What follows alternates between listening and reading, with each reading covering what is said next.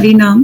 तो जनरली क्या होता है, बहुत सारी चीजें, बहुत सारी स्टोरीज निकल के आती हैं।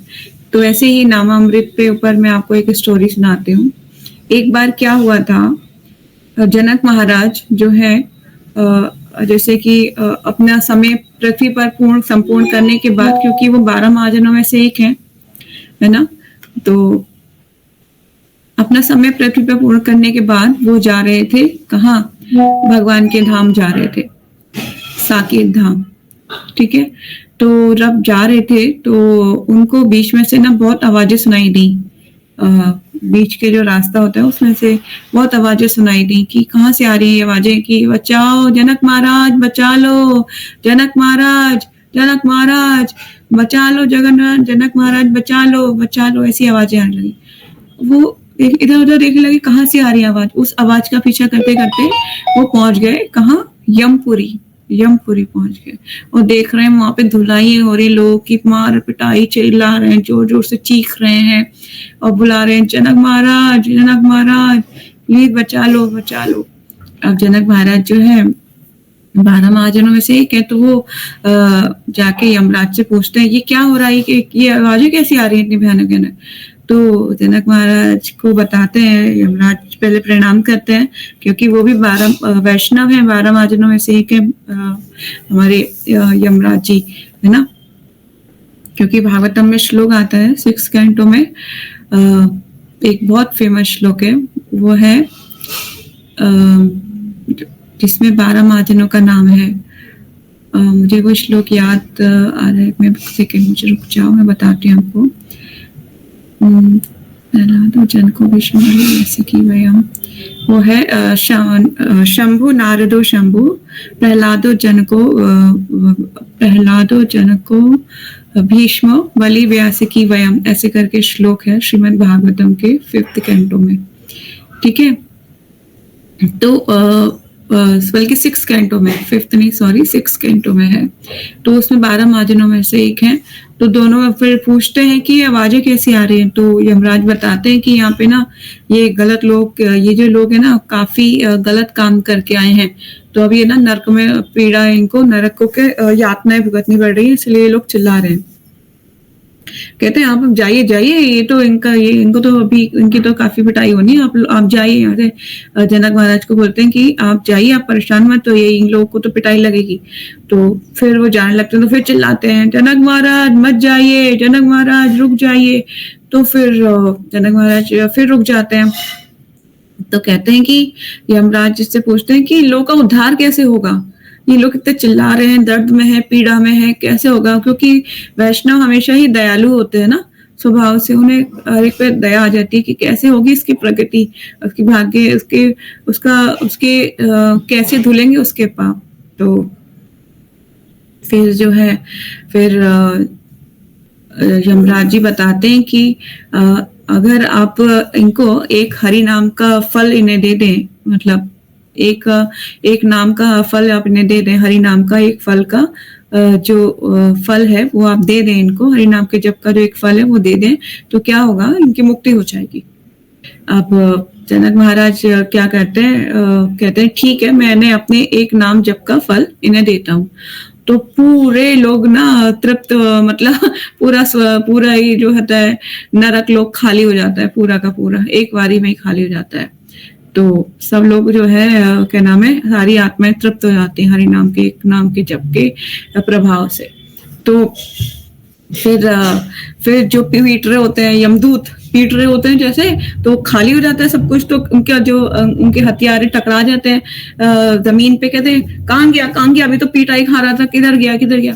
तो फिर जो है यमराज बोलते हैं चले गए, उनको क्या कैसे चलेगा, अभी तो पीट रहे थे हम इसको, अभी तो हमारे हाथ में पीटा था, तो कैसे चले गए। तो फिर यमराज जी बताते हैं जनक महाराज आए थे, इन्होंने अपने एक नाम जप का प्रभाव इनको दे दिया, इसलिए ये सारी आत्माएं तृप्त हुई। पर परेशान मत हो, यमदूतों को बोलते हैं परेशान मत हो, कलयुग में बहुत डिलीवरी आएगी, कलयुग में बहुत ज्यादा पतित आत्माएं आएंगी, तुम परेशान मत हो सकता है ओवर टाइम भी करना पड़े। तो इसी तरह से उन्होंने अपने एक नाम जप का प्रभाव, एक फल उन लोगों को ट्रांसफर किया। तो इतना इम्पोर्टेंट है हरि नाम, इसके द्वारा जो है पतित से पतित भी लोग जो है तर सकते हैं। ठीक है, तो ये होता है हरि नाम के जप का अमृत। तो इट्स वेरी इंपॉर्टेंट, इसलिए हमें अपना नाम जप पे बहुत कंसंट्रेट करना चाहिए, बहुत ध्यान पूर्वक जप करना चाहिए। आप मतलब जितना हो सके कोशिश करनी चाहिए कि आप अच्छे से नाम जप करो, है ना। और कभी कभी ऐसा हो जाता है कि नाम जप करते करते बहुत डिस्ट्रैक्शन होती है। कोशिश कीजिए कि आप जो है एकांत में अपना नाम का जप कर सकें, बिना चिट चैट करे हुए, बिना बातचीत करे हुए। ठीक है, तो उससे क्या होगा कि आप कंसंट्रेट कर पाएंगे नाम के जप में। कभी कभी मेरा भी ऐसा एक्सपीरियंस रहता है कि मुझे अपनी चैंटिंग में संतुष्टि कभी नहीं होती, लगता है कि आज मैंने बहुत बेकार चैंटिंग करी है, पर कोशिश तो हमें करनी चाहिए हमेशा अपने नाम के जप को सुधारने की। ठीक है, तो ये हमारा नाम अमृत होता है। इस तरह से हम जो है अगर पवित्र नाम का जप का अच्छे से जप करेंगे तो इससे क्या होगा कि हमारा सबसे पहले तो हमारा ही उद्धार होगा, और हम किसी और के लिए जप करेंगे तो उसका भी उद्धार होना निश्चित है, इसमें कोई संदेह नहीं है। चलिए आगे चलते हैं आध्यात्मिक उन्नति पर। Bhagavad Gita Yatharoop chapter number 3 shlokas number 11 है ये, तीसरे अध्याय का श्लोकास नंबर 11। देवान्य भावतया तेन ते देवता भावयन्तु वा परस्परं भावयन्तः श्रेया परम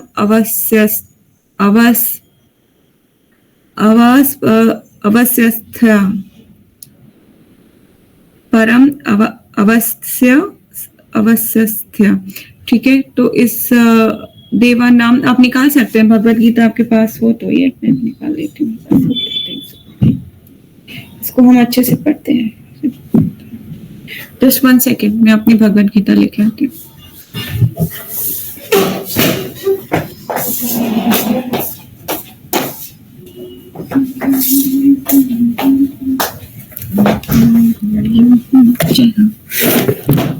Point 11।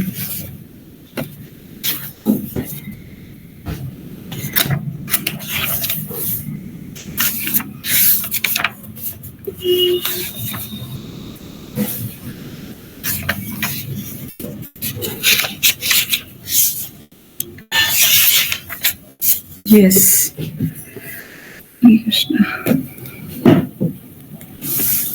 हरे कृष्णा।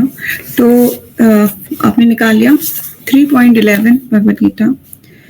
देवानां भवयन्ता अन्यन्ते देवता भवयन्तु वा परस्परं भावयन्ता श्रेया परम अवस्थिता। भगवान बोले कि यज्ञों के द्वारा, इस श्लोक बहुत इंपॉर्टेंट है, भगवान बोल रहे हैं यज्ञों के द्वारा प्रसन्न होकर देवता तुम्हें भी प्रसन्न करेंगे, और इस तरह तुम मनुष्यों तथा देवताओं के मध्य सहयोग से सबो संपन्नता प्राप्त होगी। यज्ञों के द्वारा प्रसन्न होकर देवता तुम्हें भी प्रसन्न करेंगे, इस तरह मनुष्य तथा देवताओं के मध्य सहयोग, यहाँ पर मध्य सहयोग से सबों को संपन्नता प्राप्त होगी। तात्पर्य पढ़ लेते हैं, यहाँ पे सेम तात्पर्य, इसमें यहाँ पे भी सेम लिखा हुआ है। देवतागण संसारी कार्यों के लिए अधिकार प्राप्त प्रशासक हैं। क्या है देवतागण? संसारी कार्यों के लिए अधिकार प्राप्त प्रशासक हैं। प्रत्येक जीव द्वारा शरीर धारण करने के लिए आवश्यक वायु, प्रकाश, जल तथा अन्य सारे वर उन देवताओं के अधिकार में है। क्या है उनके देवताओं के अधिकार में? क्या क्या है? वायु, प्रकाश, जल तथा अन्य सारे वर उन देवताओं के अधिकार में है, जो भगवान के शरीर के विभिन्न भागों में असंख्य सायकों के रूप में स्थित हैं। उनकी प्रसन्नता तथा अप्रसन्नता मनुष्य द्वारा यज्ञ की संपन्नता पर निर्भर है। ठीक है, कुछ यज्ञ इन्हीं विशेष देवताओं को प्रसन्न करने के लिए होते हैं, किंतु तो भी सारे यज्ञ में भगवान विष्णु के प्रमुख भोक्ता की पूजा जाता है। भगवान विष्णु को कैसे पूजा जाता है? परम भोक्ता के रूप में। ठीक है, ये भगवत गीता में भगवान आगे बोलेंगे भी, भगवत से यहाँ लिखा हुआ है।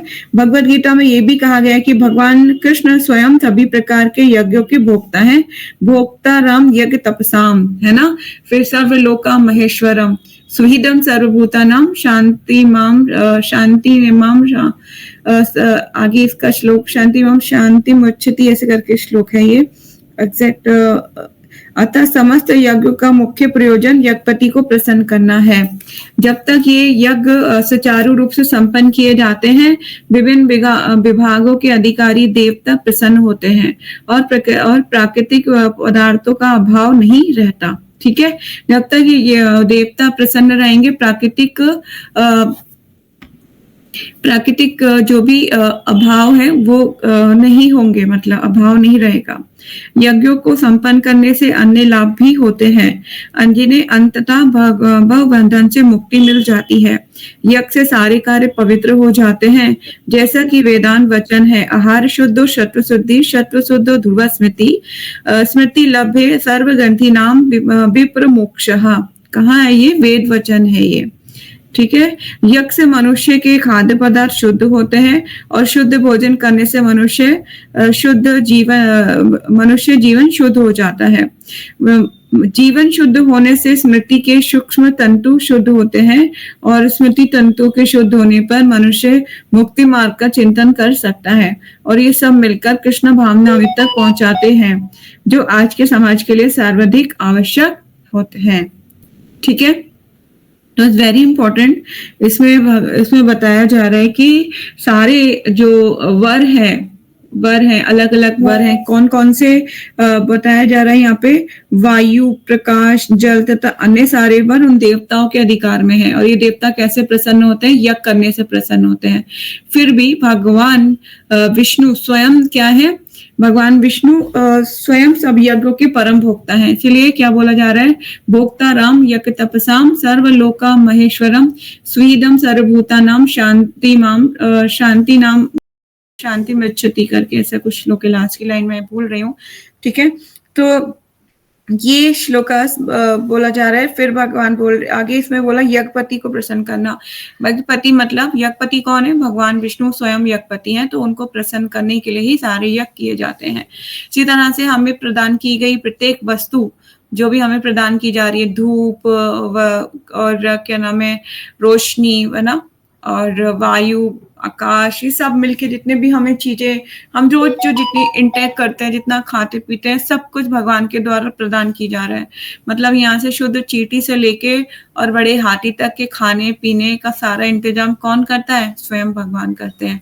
इसीलिए कभी कभी हमें ऐसा लग सकता है कि ओ नहीं, ये सब तो मेरे द्वारा चीजें आ रही है, मेरे मतलब कि मैंने एफर्ट किए हैं तब जाके सब चीजें आ रही है। नहीं, ये सारे एफर्ट आपके किसी काम के, आपके अगर शरीर चले ही नहीं तो आप बोल नहीं सकते। आपके बोलने के लिए भी बुद्धि कौन प्रदान कर रहा है? स्वयं भगवान प्रदान कर रहे हैं। ठीक है, क्योंकि भगवान समस्त जीवात्माओं के हृदय में वास करते हैं। ठीक है, श्री दक्षाय विष्णु के रूप में समस्त जीवात्माओं के हृदय में विराजमान है भगवान। तो क्या है आपके बोलने की, आज ही प्रभु जी बोल रहे थे कि हमें जो है शक्ति जो है भगवान के द्वारा प्रदान की जाती है।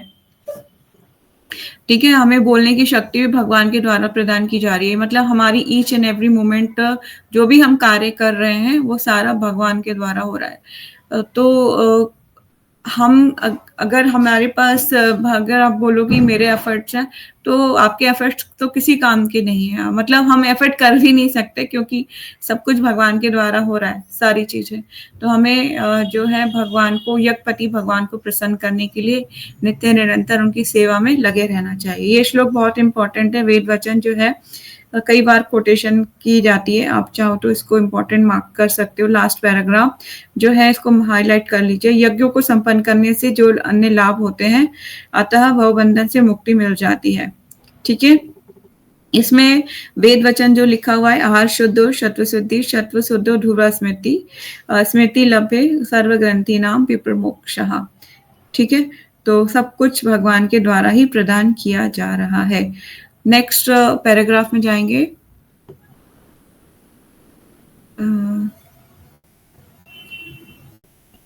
ये स्लाइड बहुत छोटी है। अगर ये स्लाइड हमारे लगेगा तो हम एक और कर लेंगे, फिर एक वीक और कर लेंगे।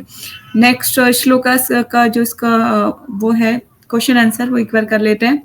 देवताओं का हमारे जीवन में क्या कार्य है? जयश्री आंसर कीजिए।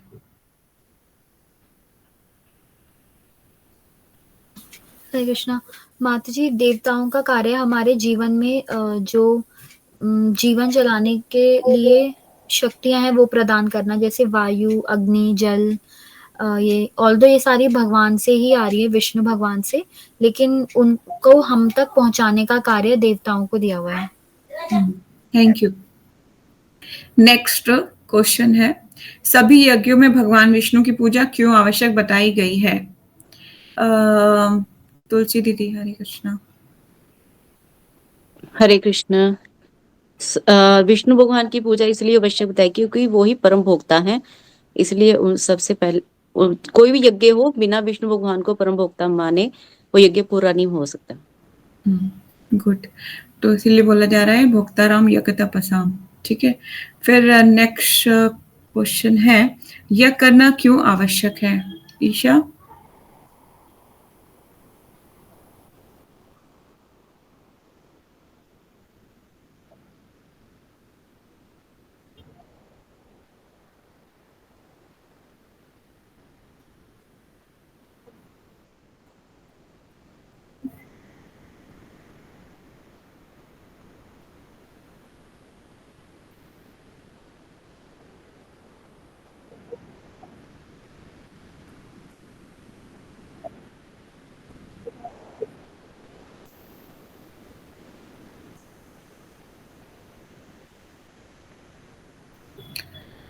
यस, यज्ञ करना क्यों आवश्यक है? क्योंकि यज्ञ देवताओं का हमें किस तरह से हम उनको प्लीज उनको खुश करें, क्योंकि देवता भगवान के शरीर के अंग हैं, है ना?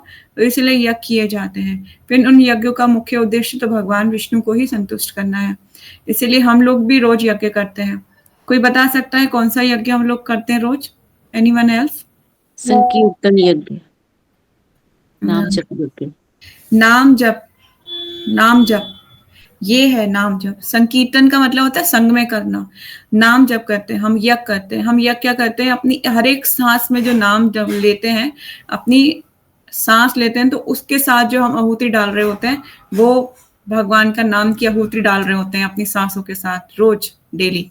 क्योंकि हमारे शरीर में भी एक अग्नि है, जठर अग्नि, उसमें जैसे हम सांस लेते हैं हमारे शरीर की अग्नि के साथ जैसे वो शरीर में से जो निकलती है उसमें हम आहुति डाल रहे थे भगवान के नाम की, तो वो एक तरीके से जो है डेली हम यज्ञ करते हैं भगवान के नाम का। तो ठीक है, नेक्स्ट है, यज्ञ करने से हमें क्या परम लाभ है? और यस, जयश्री आंसर करोगे? माता जी, यज्ञ करने से बहुत सारे लाभ होते हैं। पहला तो भगवान प्रसन्न होते हैं, और भगवान जब प्रसन्न होते हैं तो उनकी मर्सी हमें मिलती है। दूसरा, जब हम यज्ञ करते हैं तो जैसा कि ईशा ने बताया कि एनवायरनमेंट में प्योरनेस फैलती है, प्योरनेस फैलती है, और एक तरह की प्योरिटी फैलती है। तो मतलब तो मैं समझा नहीं पा रही हूँ। ओके, शुद्धि होती है। जब हम यज्ञ करते हैं तो यज्ञ करने से देवता प्रसन्न होते हैं और हमारे लिए जो आवश्यक सामग्री है वो हमें प्रदान की जाती है। ठीक है, तो सब कुछ सारे वर तो सारे देवी देवताओं को भगवान से ही मिल रहे हैं, पर अगर वो प्रसन्न होते हैं तो हमें आवश्यक वस्तुएं प्राप्त करते हैं। जिस तरह से अगर वर्षा होगी तो अन्न उत्पन्न होगा, अन्न उत्पन्न अच्छी मात्रा में होगा तो हमें भरपूर अन्न मिलेगा। जैसे अभी आप देख रहे हैं कि सीजनल फ्रूट्स वेजिटेबल्स कहाँ से आ रही हैं? ये सारी कहाँ से आ रही है? देवताओं के द्वारा प्रदान की जा रही है। पृथ्वी पर कैसे उग रही है? वर्षा के द्वारा सब चीजें उगती हैं, है ना? और फिर वो अनाज खाते हैं हम, ये इस तरह से। नेक्स्ट क्वेश्चंस प्रयोग करेंगे। नेक्स्ट वाला इसको स्क्रॉलिंग कर दीजिए।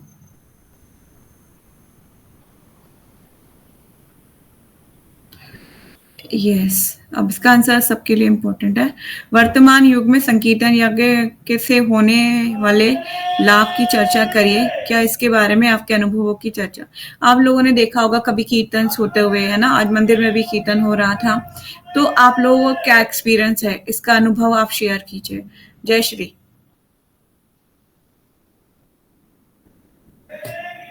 माता जी, संकीर्तन यज्ञ का लाभ मतलब बहुत सारे लाभ होते हैं। पहला कि डिवोटीज का संग मिलता है, उनसे एसोसिएशन हमें मिलता है, तो हमारी भौतिक शरीर की प्योरिटी होती है। जितनी भी नेगेटिव या फिर मटेरियल डिज़ायर्स होती हैं वो सारी धीरे-धीरे करके ख़त्म होने लगती हैं और हमें भगवान के पास जाने की जो ईगरनेस है वो हम में फैलती है कि बस अब जल्दी से भगवान तक हमें पहुँचना है। जितनी भी मटेरियल डिज़ायर्स होती हैं हमारी वो ख़त्म होने लगती हैं धीरे-धीरे और स्पिरिचुअल डिज़ायर्स में उन्नति मिलती है। स्पिरिचुअल डिज़ायर्स में इंक्रीमेंट होता है। ओके। और नाम संकीर्तन यज्ञ मैंने एक लेक्चर में सुना था कि जब हम चैंटिंग करते हैं तो इट इज़ लाइक कृष्णा और राधा हमारी टंग पर नृत्य कर रहे हैं। तो हमें डायरेक्ट भगवान के साथ कनेक्शन मिलता है।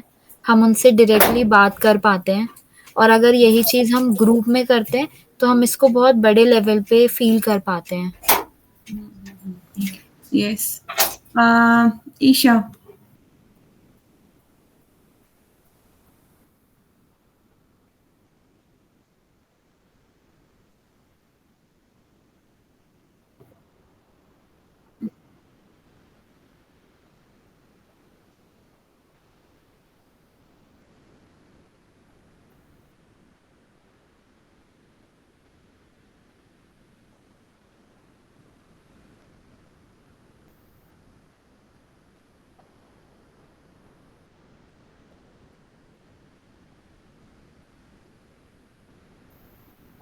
ओके। आप कौन से टेम्पल गए थे? ईओके गए थे या फिर द्वारका टेम्पल? ओके। तुलसी दीदी।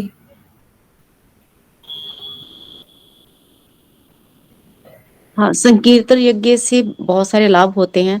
सबसे पहले तो यही होता है कि भी हमें भक्तों का संग मिलता है और संकीर्तन यज्ञ हम मिलकर करते हैं उससे हमारी वाणी भी शुद्ध होती है, हमारे कानों में भी एक शुद्ध सबका मिलकर आता है। अकेले हम जब करते हैं नाम जप करते हैं तो अकेले ही हम कभी बोल के करते हैं, मन में करते हैं। लेकिन संकीर्तन यज्ञ में हमारे कान भी शुद्ध होते हैं, हमारी वाणी भी शुद्ध होती है और हमारे इससे मन चित्त भी शुद्ध होता है। बाकी तो सभी बता चुके हैं। Thank you. संकीर्तन यज्ञ से क्या होता है, जैसे कि कोई सरकार होती है, अगर कोई एक बारी में हरे कृष्णा कर रहा है तो भगवान कंसीडर हो सकता है ना करें, है ना। लेकिन जब सब लोग इकट्ठे हो जाते हैं और साथ में हरे कृष्णा महामंत्र करते हैं तो भगवान देखते हैं कि ये सारे एक साथ कैसे इकट्ठे हो गए। जैसे मटेरियल लाइफ में भी होता है ना। सरकार के सामने वहां पे धरने पे कोई बैठ जाए और चिल्लाए हाय हाय, तो सरकार कहेगी चलो इसको निकालो बाहर, इसको बाहर करो, इसको कंसीडर नहीं करेगी। और वही जब सब लोग मिलके एक साथ धरना देने बैठ जाएं फिर चिल्लाएं सरकार को हाय हाय, तो सरकार देखेगी हाँ लगता है कुछ इंपॉर्टेंट बात है, कुछ हो गया है लगता है। इस तरह से भगवान भी है। भगवान देखते हैं कि अच्छा ये सारे लोग मिलके ये भैरव नाम का जप कर रहे हैं, क्या प्रॉब्लम है जरा देखता हूँ जाके। तो भगवान इसको बहुत ज्यादा प्लीज होते हैं भगवान इससे। आप मायापुर जाएंगे कीर्तन मेला में देखेंगे ना, एक साथ हजारों भक्त हजारों हॉल में भरे होते हैं उस टाइम पे भक्त, और एक साथ एक ही टोन पे सब लोग डांस कर रहे होते हैं, सब लोग गा रहे होते हैं। और मतलब उनका मतलब बिल्कुल ही स्पिरिचुअल वर्ल्ड तो है ही, वैकुंठा भगवान। मेरे गुरु महाराज बोलते हैं कि जो मायापुर धाम है वैकुंठ धाम है, वो वैकुंठ धाम है, ठीक है, ट्रांसेंडेंटल है। तो ऐसा नहीं लगता कि कोई डिफरेंट है, वो अमेरिकन है, वो चाइनीज है, वो जापानीज है, या वो कोई भी क्यों ना है, लेकिन वहां पे जाके सारी जीवात्माएं एक दूसरे के मित्र होते हैं। सारा मतलब ऐसा नहीं कोई भी किसी से कोई भी मतलब आप ऐसा नहीं फील करोगे कि मैं कोई अलग जगह पर हूँ जहाँ पे मेरा कोई नहीं है, ऐसा फील नहीं करोगे। आप लोग लगेगा ये भी मेरा है वो भी मेरा है और सारे को मैं सबको जानती हूँ, सब मुझे जानते हैं, ठीक है। तो संकीर्तन यज्ञ इज वेरी मच इम्पॉर्टेंट, ठीक है। जब भी ये होता है तो आपका मन बुद्धि और चित्त सब कुछ शुद्धि होती है, इंटरनल एक्सटर्नल और सब जगह से शुद्धिकरण इसमें होता है। इसलिए कभी भी कीर्तन मेला हो रहा हो या कहीं पे भी हो रहा हो प्लीज पार्टिसिपेट करना चाहिए। इसमें शुद्ध होता है, हमारा मन शुद्ध होता है और हम बहुत तरीके की जो हमारी प्रॉब्लम्स हैं उनसे हम छुटकारा पा सकते हैं, ठीक है। मटेरियल लाइफ में in each and every step पे प्रॉब्लम ही प्रॉब्लम है, पर लेकिन भगवान का नाम ट्रांसेंडेंटल है, आध्यात्मिक है। कलयुग में बोला जाता है कि कि कलयुग में एक महान गुण है। क्या गुण है? कि भक्ति आसानी से मिल सकती है, बहुत आसानी से, पर उसमें एक ही दोष है कि लोग जो है इसको पहचानते नहीं है, इसको बहुत लाइटली लेते हैं। कलयुग में महान गुण यही है कि बहुत आसानी से भक्ति मिल सकती है। सिर्फ नाम जप के द्वारा ही हम अपने सारे पापों को भस्मीभूत कर सकते हैं। पर लेकिन लोगों को ये भी मुश्किल लगता है। किसी को बोल दो यहाँ एक जगह पर बैठ के, सिर्फ एक आसन में बैठ के, एक जगह पे बैठ के नाम जप करो, उसको लगेगा कि उसको लाइफ की सबसे बड़ा पनिशमेंट मिल गया है।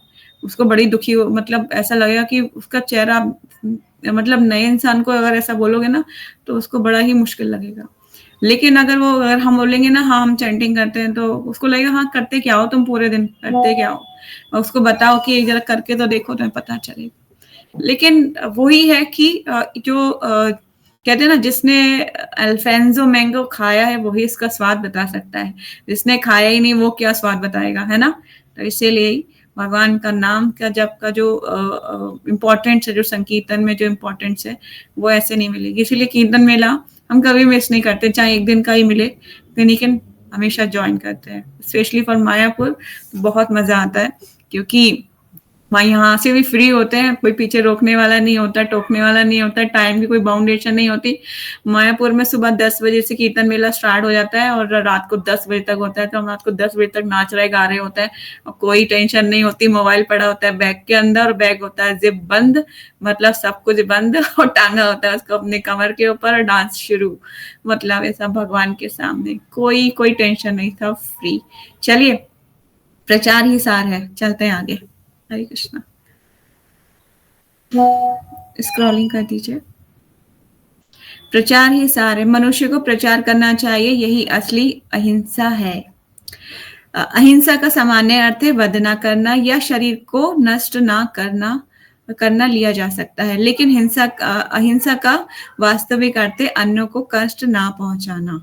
ठीक है।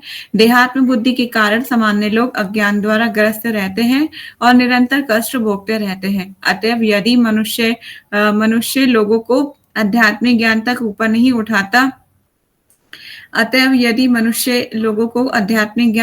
ऊपर नहीं उठाता तो वे हिंसा करते हैं। उसे भयस्क प्रयत्न करना चाहिए कि आम लोगों को असली ज्ञान वितरित करें, जिससे वे प्रबुद्ध हों, इस भवबंधन से छूट सके, यही असली अहिंसा है।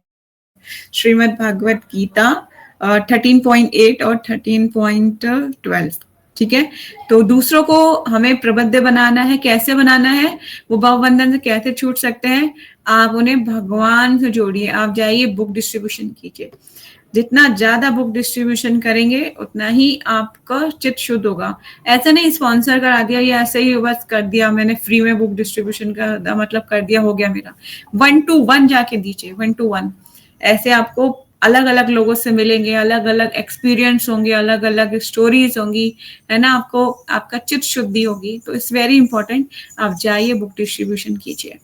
हरे कृष्णा। किसी का कोई क्वेश्चन है, डाउट है तो प्लीज पूछ सकते हैं। आज हम क्वेश्चन आंसर भी कर सकते हैं। हमारे पास अभी टाइमिंग है 15-20 मिनट, तो हम क्वेश्चन आंसर कर सकते हैं। ठीक है। तो आज के स्लाइड्स को यहीं पे क्लोज करेंगे। आप लोगों के कोई क्वेश्चन है तो प्लीज आस्क। आज की क्लास से लेके कोई क्वेश्चन है या फिर कोई और भी क्वेश्चन है तो प्लीज आप लोग पूछ सकते हैं, क्योंकि आज की स्लाइड थोड़ा जल्दी खत्म हो गई है। तो आज थोड़ा क्वेश्चन आंसर सेशन कर लेते हैं। कभी बहुत लंबा नहीं होता क्वेश्चन आंसर सेशन।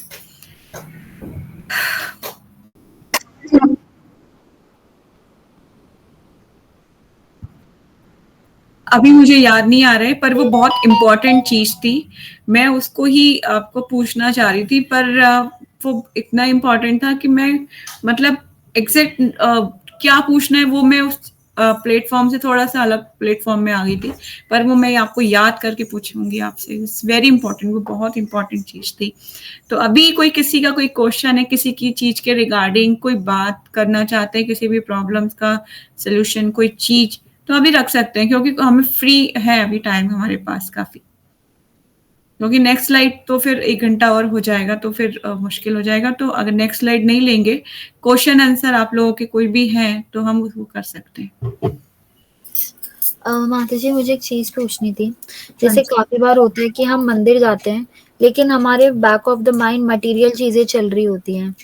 तो हम उस चीज़ को कैसे बंद मतलब स्टॉप कर सकते हैं? देखिए, हम कहाँ रहते हैं? मटीरियल संसार में रहते हैं ना। प्रॉब्लम तो आएँगी, ये चीज़ें तो सबके दिमाग में चलती रहती हैं। मटीरियल संसार में रहते हैं, यहाँ रहते-रहते ही हमें प्रैक्टिस करनी है भक्ति की, है ना?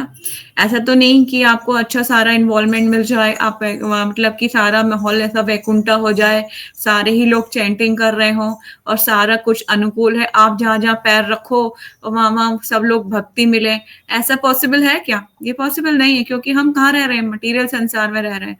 यहाँ पर आपको हर स्टेप पर ऐसा नहीं है कि सब जगह भक्त मिलेंगे। अगर भक्त मिले तो बहुत अच्छा है, पर ऐसा पॉसिबिलिटीज़ है नहीं, ठीक है? तो हमें मटीरियल और हम मटीरियल संसार में रहते हैं तो कुछ मटीरियल्स एंगेजमेंट भी होती है हमारी, हम कुछ कार्य भी ऐसे करते हैं जो मटीरियली होते हैं, है ना?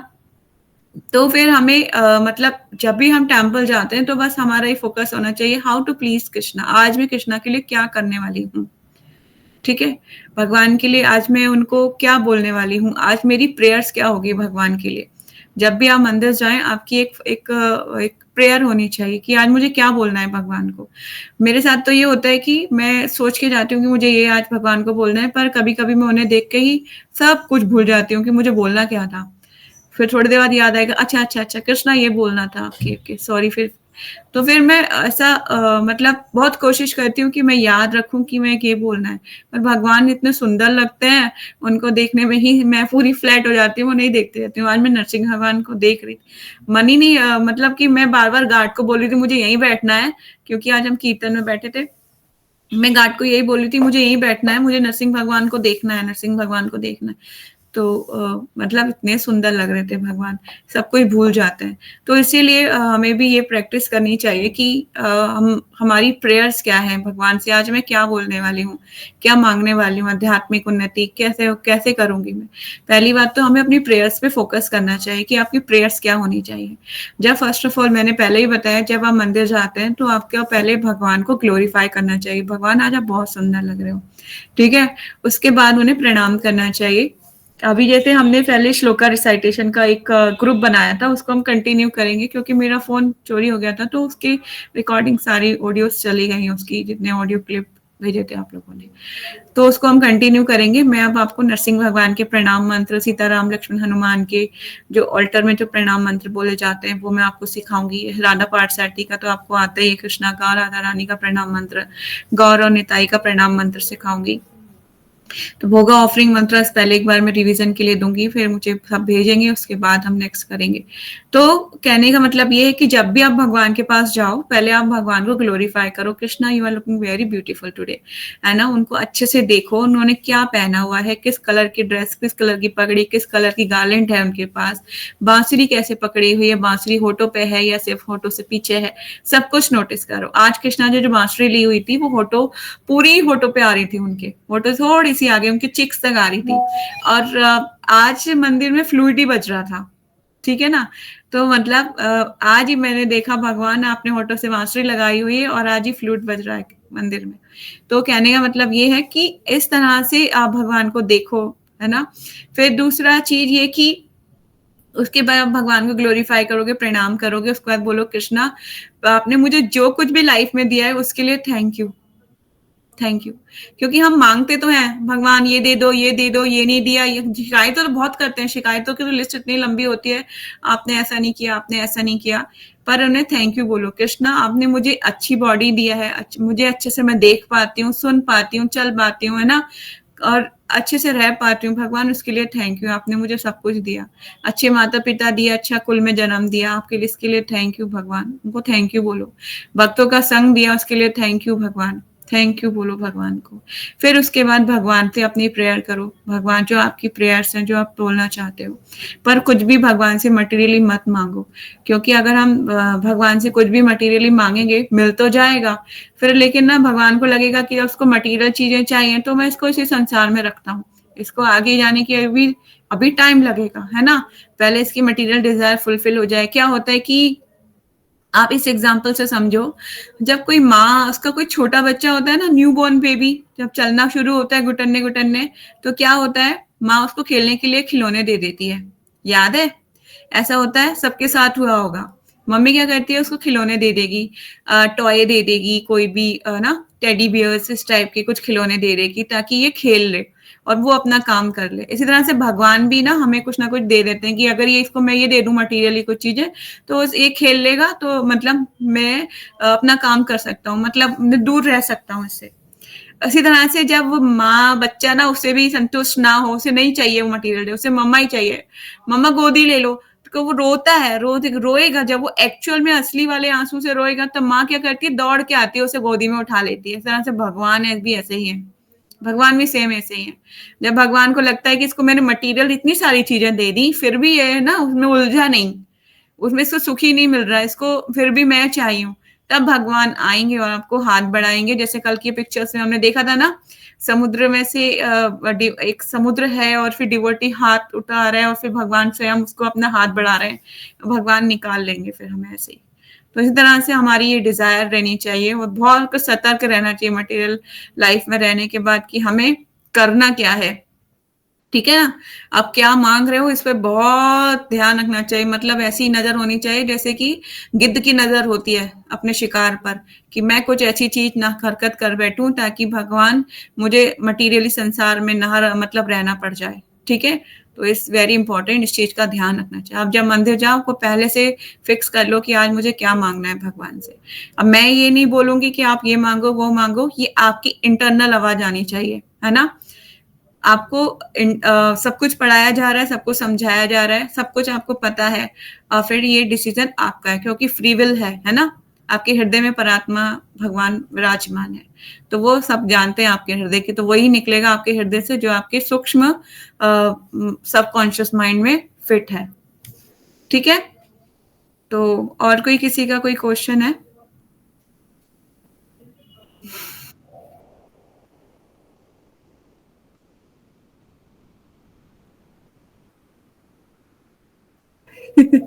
वेरी इंपॉर्टेंट क्वेश्चन, सर्दी में कैसे उठे, बहुत इंपॉर्टेंट। देखिए क्वेश्चन तो आपका बहुत अच्छा है, पर आप ये देखिए कि आपकी लाइफ में सबसे इंपॉर्टेंट क्या है, सर्दी ज्यादा इंपॉर्टेंट है या भगवान ज्यादा इंपॉर्टेंट है?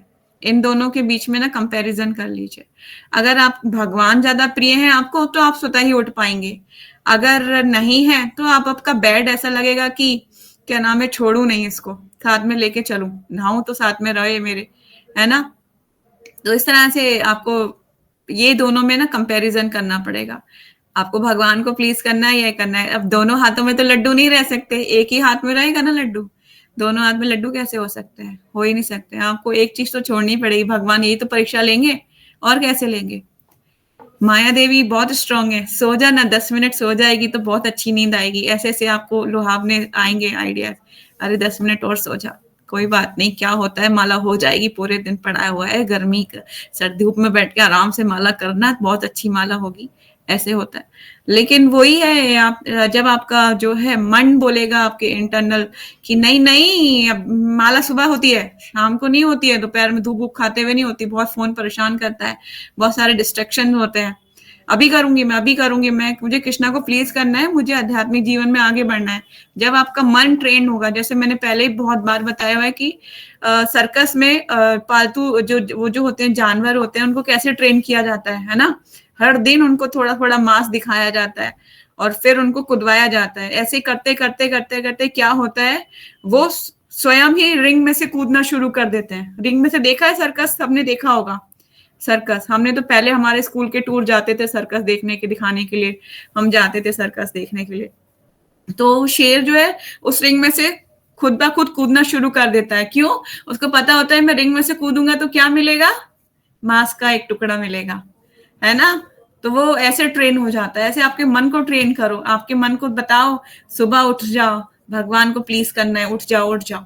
इस तरह से जब आपका मन उसको ट्रेन करोगे तो आपका मन स्वतः बोलेगा नहीं नहीं सोना नहीं है, उठो उठो उठो, खुद ही बोलेगा आपका मन। इसके लिए प्रैक्टिस करनी पड़ेगी, उठो। इसलिए अपने मन को ना ऐसे ना हंटर से जैसे मारता है ना, सर्कस में कौन होता है, इसका मालिक शेर को कैसे मारता है, हंटर से मारता है। इसी तरह से ना रजाई को ऐसे फेंको साइड में और उठ के खड़े हो जाओ।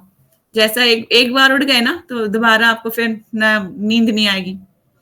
इस तरह से मेरा एक्सपीरियंस तो यही रहा है कि मैं कभी ऐसा होता था कि बहुत ठंड लग रही है कृष्णा, स्टार्टिंग के डेज की मैं बता रही हूँ, जब मैं नई नई जुड़ी थी तो बहुत सर्दी लगती थी। तो जैसे ही मंगला आरती में सबको इकट्ठा होना होता था, तो रजाई को एकदम ऐसे फेंकते थे हम लोग दूर रजाई को, फिर जल्दी जल्दी नहाने जाओ, फिर सब मतलब ऐसा काम होता था। तो हमें ये सब पहले ये पता होना चाहिए हमें चाहिए क्या, मटेरियल संसार में रहना है, सोना है और आराम से, या फिर भगवान के धाम जाना है, ये डिसाइड तो आपको ही करना होगा। ठीक है, और कोई क्वेश्चन किसी का? Hare Krishna. 5 minutes. No question? चलिए फिर यही वाइंड अप करें आज की क्लास को। ईशा, और कोई क्वेश्चन है आपका?